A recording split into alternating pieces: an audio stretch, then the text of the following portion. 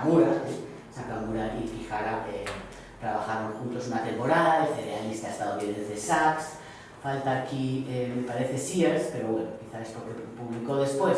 Bien, lo traigo aquí, estas dos páginas, que son unas páginas de apariencia completamente modesta. Uno, recuperamos la figura de Ramón Blanco como experto en plantas cultivadas, un experto que se había formado en la planta cultivada maíz, ¿no? con Cruz Galleste y en la misión biológica de Galicia, pero cuya trayectoria como experto no terminó ahí. Él se trasladó a Cataluña, en 1927 escribe este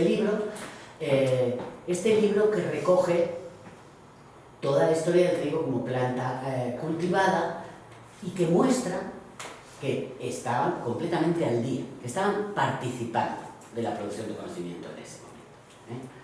Y entonces esto un poco para que, a ver si podemos situarnos y estudiar la situación del conocimiento científico y tecnológico en España en cada momento, sin los prejuicios a los que nos ha sometido el debate de la historia económica en España sobre si atraso sí, atraso no, quién es el culpable del atraso, si son condiciones endógenas, si son condiciones exógenas, y ese debate que sigue alimentando a la comunidad de historia económica, ¿no? Sobre si los catalanes tienen razón o tienen razón Tortella, pues que no nos invada para comprender las cosas de estos sitios. Es una comunidad que algunos seguramente participáis de ella, no es completamente la nuestra. La historia económica, para mí es una inspiración enorme.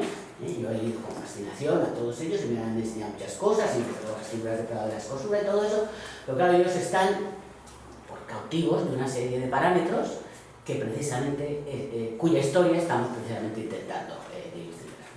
Entonces, bueno, estas dos páginas del libro de Ramón Blanco son el de 1927, reflejo fiel de que él estaba completamente al día de cuál era la situación del conocimiento sobre el trigo en ese momento, ¿no? Como planta cultivada o como planta solo. O sea, desde el punto de vista de la botánica, desde el punto de vista de la agronomía. Entonces, bueno, se conocían los cromosomas del trigo. Quiero decir que el trigo se miraba desde fuera y se miraba desde dentro. Se podía, digamos, estrujar, batir, disolver en disolventes orgánicos para ver en el centro del núcleo de sus células qué había. Y había estos horribles cromosomas. La tecnología de ese momento para ver cromosomas era pésima, y Sears estaba muy orgulloso de estos horribles cromosomas. Los cromosomas se dieron muchísimo mejor después con técnicas mejores, pero como esta es una foto, digamos, icónica, pues se estudió el trigo como se estudiaban otros seres vivos. Se buscaba en el interior de sus células las razones para explicar por qué una planta cultivada se parecía a la semilla de otra planta que le había precedido. ¿Dónde estaban las razones para eso? Entonces, ahí como me confundo de... Bueno, y entonces tenemos aquí en 1973, lo armamos el salto porque hay que explicar cosas que nos sean un poco más distraídas, el primer simposio sobre triticale que se celebra en Winnipeg, en Canadá, donde hay un gran centro de investigación sobre el triticale. El triticale era un híbrido del trigo y el... No es el centeno, es... El centeno es rye, ¿cómo es? No, el otro. Cebada. La cebada, gracias. Entre el trigo y la cebada. Se celebra en 1973. Y en el centro de esta foto está este ingeniero español, Enrique Sánchez Monje, que había participado y se había convertido en una autoridad durante la dictadura en agronomía de las plantas cultivadas. La autoridad de Sánchez Monje, de dónde procede y cómo se construye, ¿no? Bueno, pues Sánchez Monje se había doctorado en ingeniero agrónomo y cuando regresó a Zaragoza, que era donde había nacido, se encontró con Ramón Esteruelas, que era un ingeniero agrónomo también, que consiguió, seguramente por negociaciones que no están claras en qué términos se establecieron, consiguió el apoyo de la Caja de Ahorros para crear una estación experimental agronómica en Zaragoza, la estación Aulade, que se sumó al Consejo Superior de Investigaciones Científicas. Entonces, Ramón Esteruelas le propuso a Sánchez Monje que fuera a formarse como citogenetista a Svalov. Svalov es un centro de experimentación botánica histórico, sueco, que ha tenido muy cercano a la Universidad de Lund, que ha tenido una influencia enorme en el desarrollo agrícola sueco, porque no solamente era un centro experimental, sino que también consiguió crear una empresa que comercializaba las semillas que ellos cultivaban allí para ver si podían adaptarse o no al clima y al suelo sueco. Entonces en estos invernaderos preciosos de Svalbard, cuyas fotos están conservadas por la familia de Sánchez Monje en el álbum familiar, inspirado en estos invernaderos, se crearon los invernaderos de la estación Aula a las afueras de Zaragoza, al otro lado de la carretera, de una granja agrícola que se había utilizado durante mucho tiempo para formar agricultores. La creación de Aula Rey enfrente de una granja agrícola histórica nos hace formularnos muchas preguntas, ¿no? La principal, desde mi punto de vista, es, creo, la relación jerárquica que se establece en el campo entre la agronomía y la agricultura. Es una relación jerárquica que al intentar hacer científica la práctica de la agricultura desdeña las destrezas agrícolas de quien está en la granja o en el campo, cultivando plantas o criando ganado.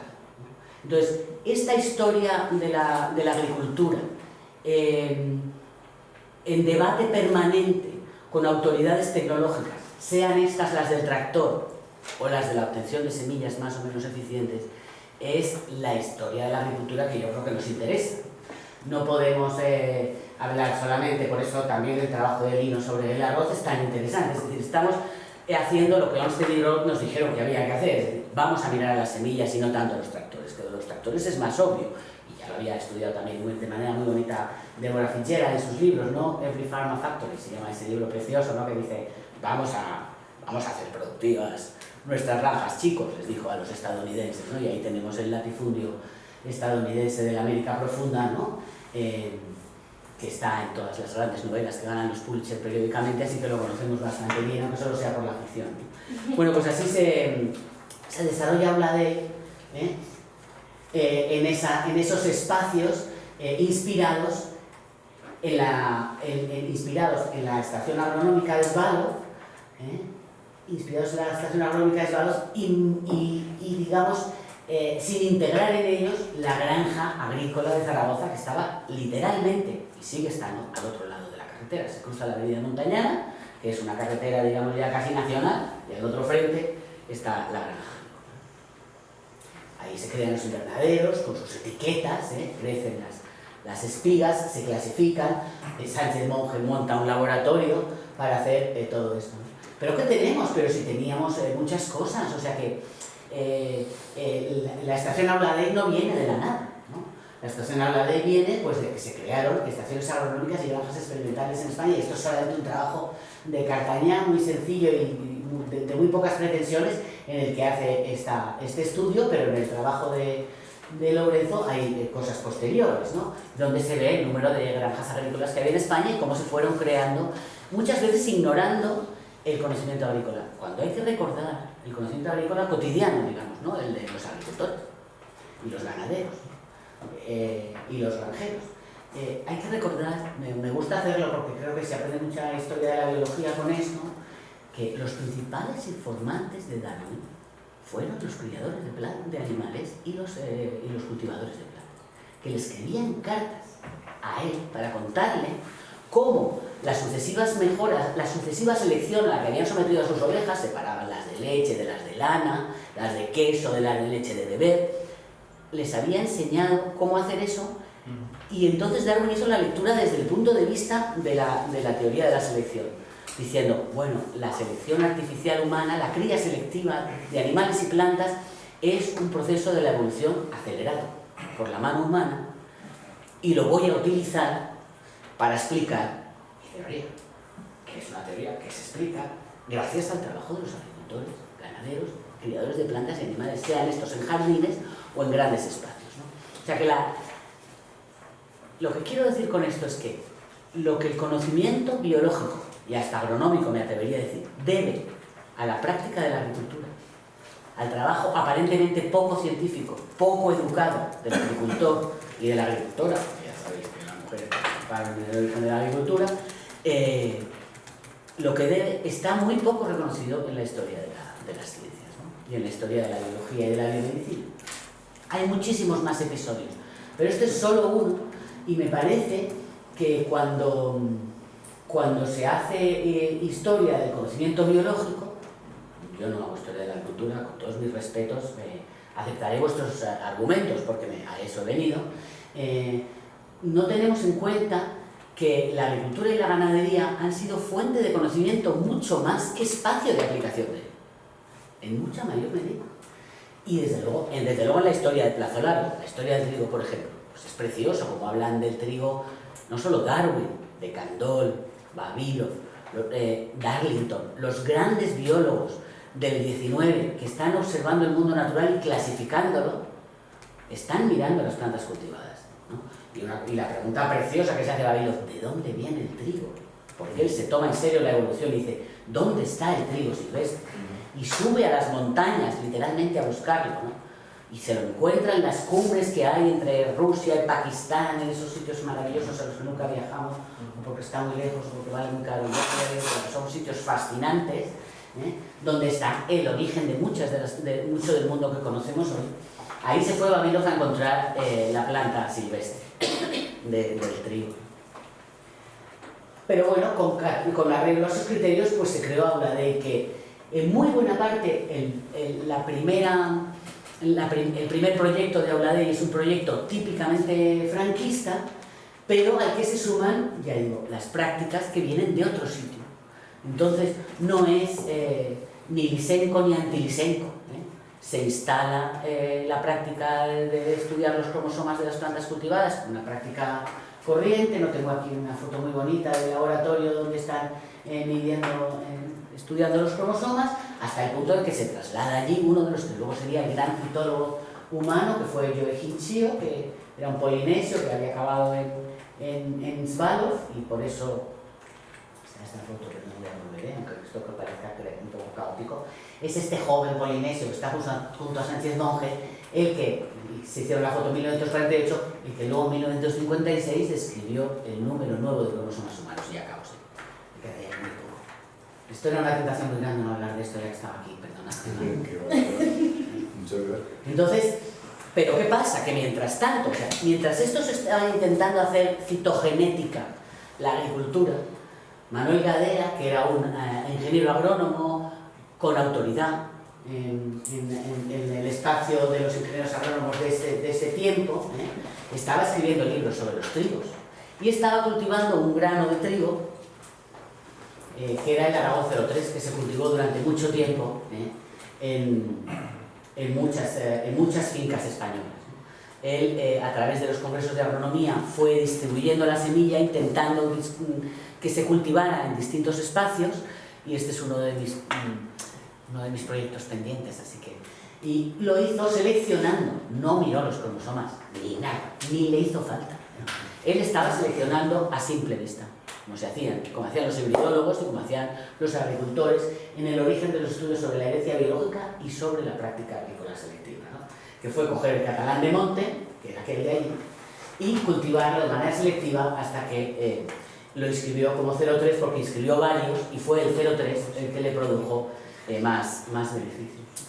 El de Gadea distribuyó las regiones españolas por áreas y fue en estas 5 villas, aquí, donde estaba la estación de Gea de los Caballeros, de la que, bueno, hay algunas cosas, pero muy poco escrito. Si conocéis algo, por favor, decídmelo o escribidlo para que yo pueda leerlo. En esa zona fue donde él lo seleccionó y de donde el Aragón 03 creció y donde se está volviendo a cultivar, después de que ya sabéis que también la Revolución Verde está en cuestión, se está volviendo a cultivar en Aragón, y hay algunas panaderías en Zaragoza donde venden el pan que se hace con el Aragón 02. Bueno, lo voy a dejar aquí. Muchísimas gracias y espero que podamos hablar un poco de todo esto.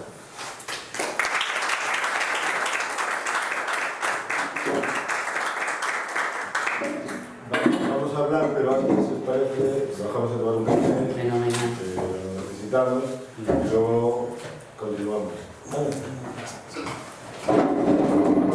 En 20 minutos.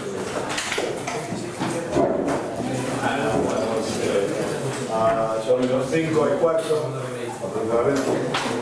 Estamos un poquillo ahí para que se... Un poco de ventilación. Sí.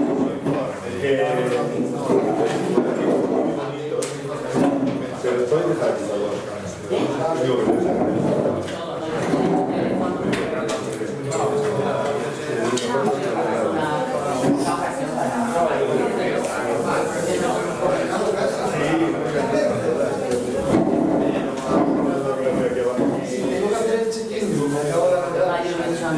pero como puta, pues ya